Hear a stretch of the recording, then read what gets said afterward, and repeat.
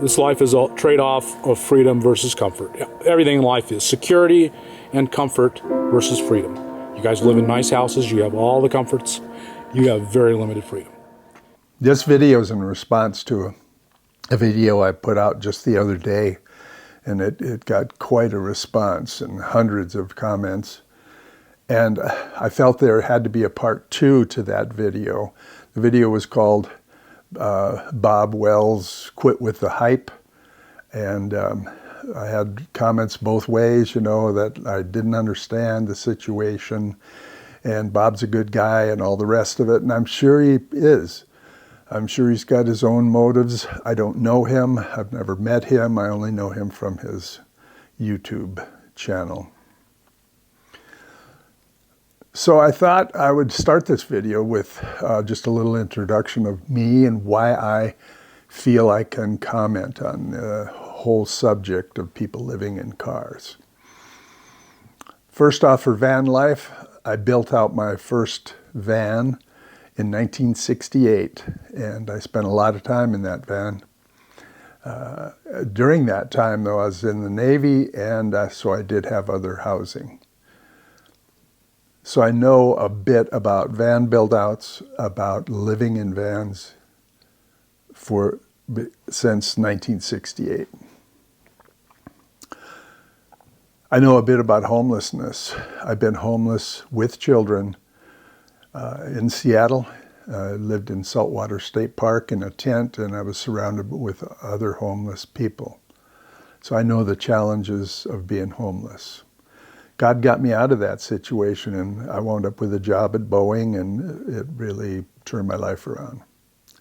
Later, I made some mistakes in business and wound up filing bankruptcy and lost the house, my house and everything, the house that I had been building for 10 years. And God bailed me out of that again and wound up with good employment out on the East Coast. So I know a little bit about challenge. I know a little bit about hard work. I know a little bit about hopelessness. I know a little bit about being homeless. I know a little bit about living in vans. In fact, we have a small 20-foot van right now, and we use it. So those are my street creds for talking to Bob about this situation, about elderly people, especially elderly women, living in their cars. To me, it's unacceptable. If people are content, happy, and they love their situation, that's fine, whether in a tent, an RV, a huge motorhome, or house, a palace, whatever. Those are individual choices, and I'm not trying to say any of them are wrong. But I only wanted to say that Bob may be overhyping the situation where you can live in a van, and that van gives you freedom where the other choices don't, and that's just wrong. It's crap. So I believe even Bob has been thinking about or he has bought land and changing his situation. But as soon as you buy land and put your ambulance on it, pretty soon there's a shed, pretty soon there's a garage, pretty soon there's a lean-to over the ambulance, and pretty soon there's a house. But even Bob, you have to know that at 90, when you're an old man, that it ain't gonna hack it. You'll probably have to be someplace where people are taking care of you.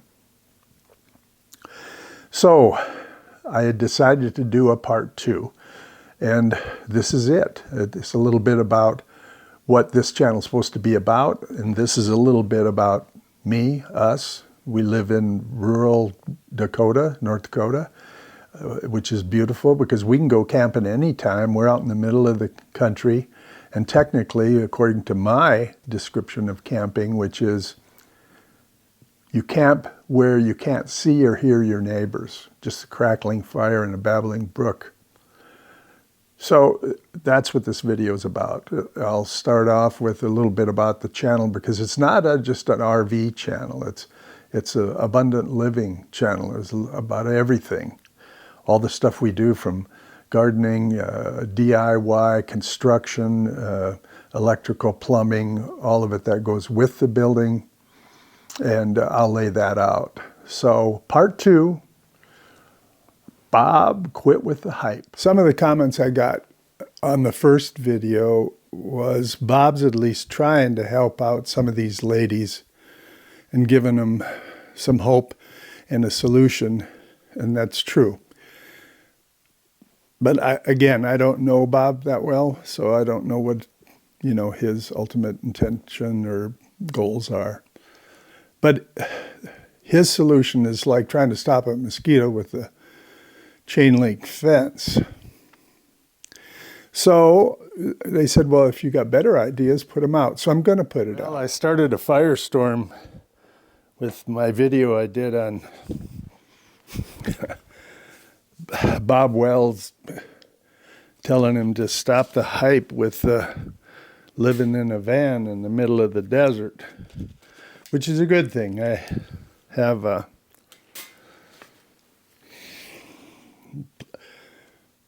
hundreds of comments. I tried to respond to all of them. And some of them, I think, took it wrong in a sense that I was smashing Bob Wells. Never met Bob Wells. I don't know him. I don't know his character, his intent, or anything about him other than his videos on YouTube. A little bit about my channel, our channel. We're Christ-centered, gardening.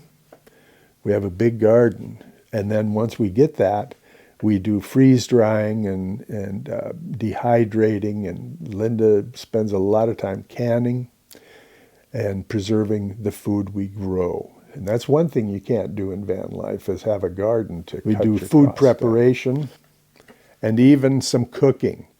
Like we make some mean armadillo eggs. I'll also cover DIY construction efforts. We live close to an Indian reservation, and I'm interested in culture, and I love photography. And I try to tell stories with all of the things I do, whether it's a photograph, YouTube,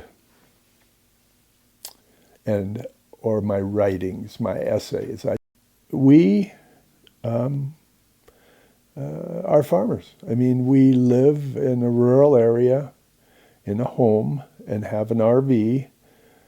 We do all of our own work, or the major portion of the work that I can still do at 73.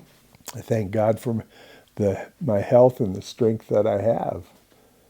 I love the past. I love history, and even recent history, and museums.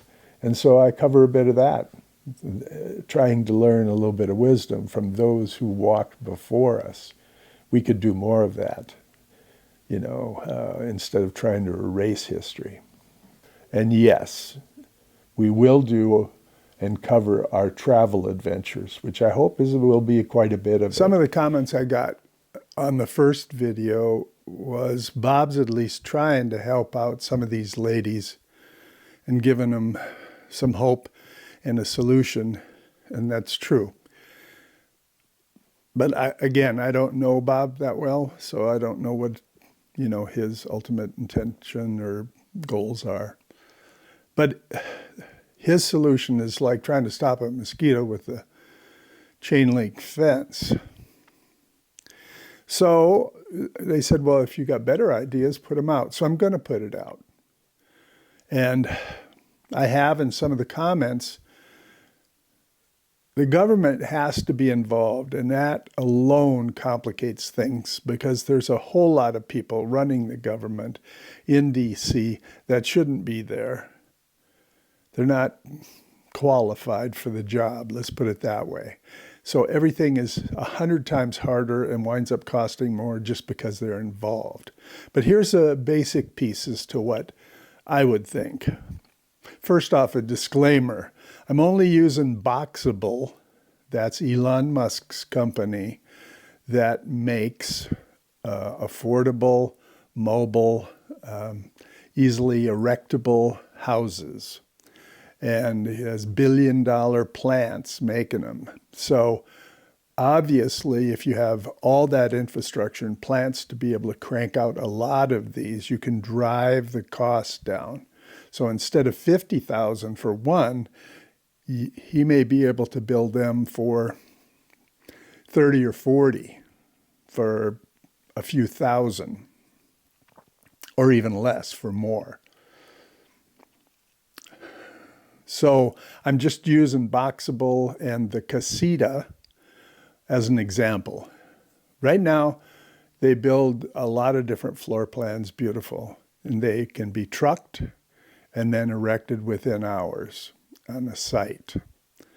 So I say that you should look at some tiny house solution that can be built mass quantity. There's a lot of builders out there of tiny houses. Maybe they could bid it out to a lot of people or other companies. But even in my comments, someone said, why doesn't Bob team up with somebody who builds tiny homes and give them solutions, this tiny home solution? Well, it's a bigger scale than that, because there's, of the homeless, it's 600,000, 700,000 people. So I'm going to run something by you. So, okay, how do you pay for all of these houses? And my solution is go back and take a hard look at why we're in the Ukraine. And you could put them on Bureau of Land Management land with some infrastructure, but nothing fancy. I mean, they're just out there now anyway. And that's 65 or 70 billion dollars we gave to the Ukraine could make over 600,000 tiny homes, tiny casitas.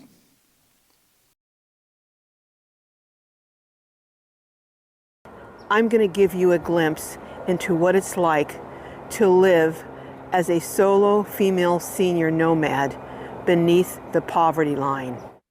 Doing van life or living as a nomad isn't always the picture-perfect life we see depicted. For seniors living beneath the poverty line, it is a very different existence. Something as simple as replacing a worn tire or even having enough food and water can be a struggle.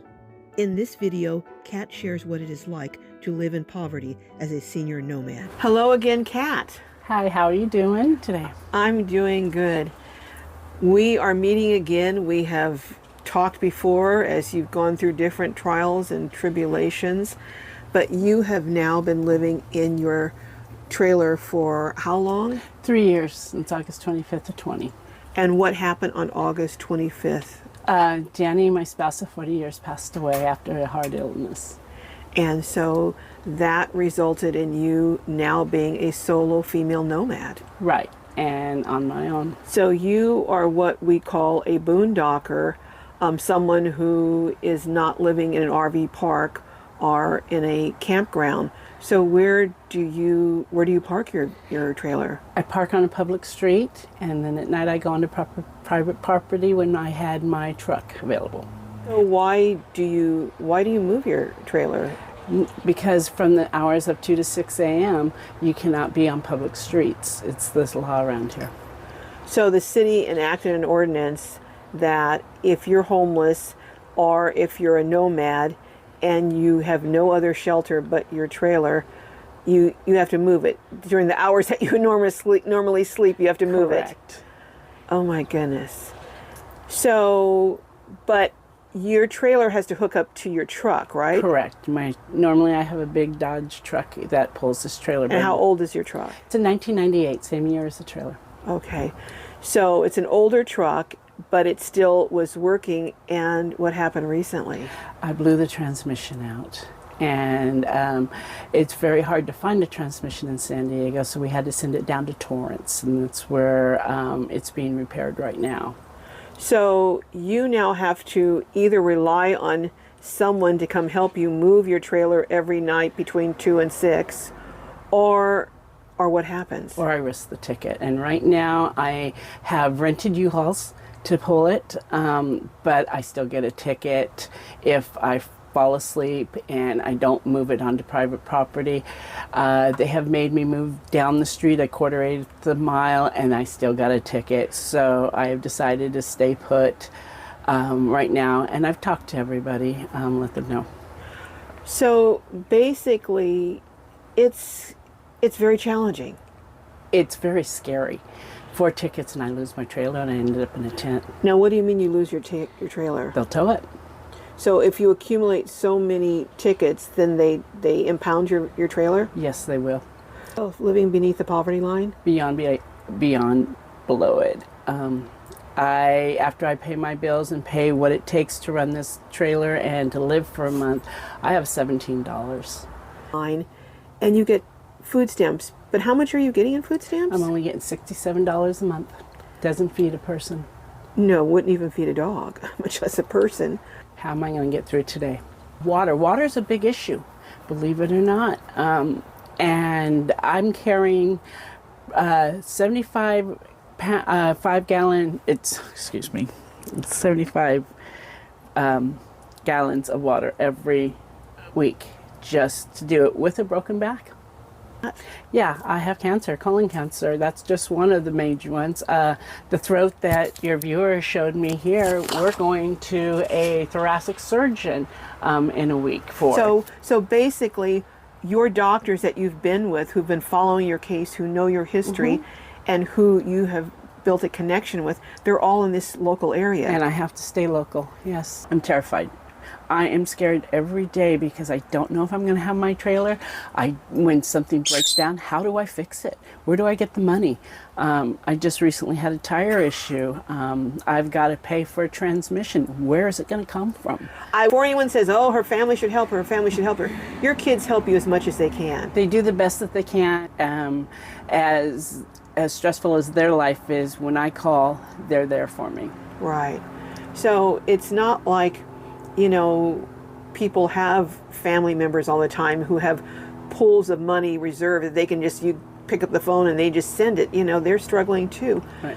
My biggest fear is going into a tent and losing everything. As sick as I am, if they take my trailer, I'm out on the streets. And that is the biggest fear that I have. It could happen tomorrow. Always trying to figure out where am I going to get the next dollar to buy water, where am I going to get the next money to do gasoline, to keep my refrigerator, what little food I do have doesn't go bad. Slight thing can throw everything else off. It's like it makes a mountain out of it, because if you don't have one thing in place, then not only you stressed out because you're trying to figure it out, but it just goes to the next and to the next and to the next problem.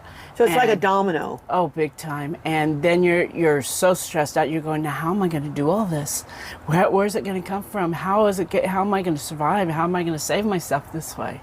And you're constantly thinking that, and so you get very upset. And you just don't.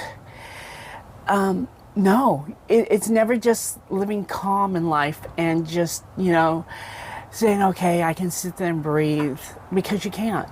So it's the uncertainty. It's the uncertainty, not knowing where I'm going to put my trailer tonight, not knowing if I'm going to come back from the grocery store and it's gone because they decided to take it.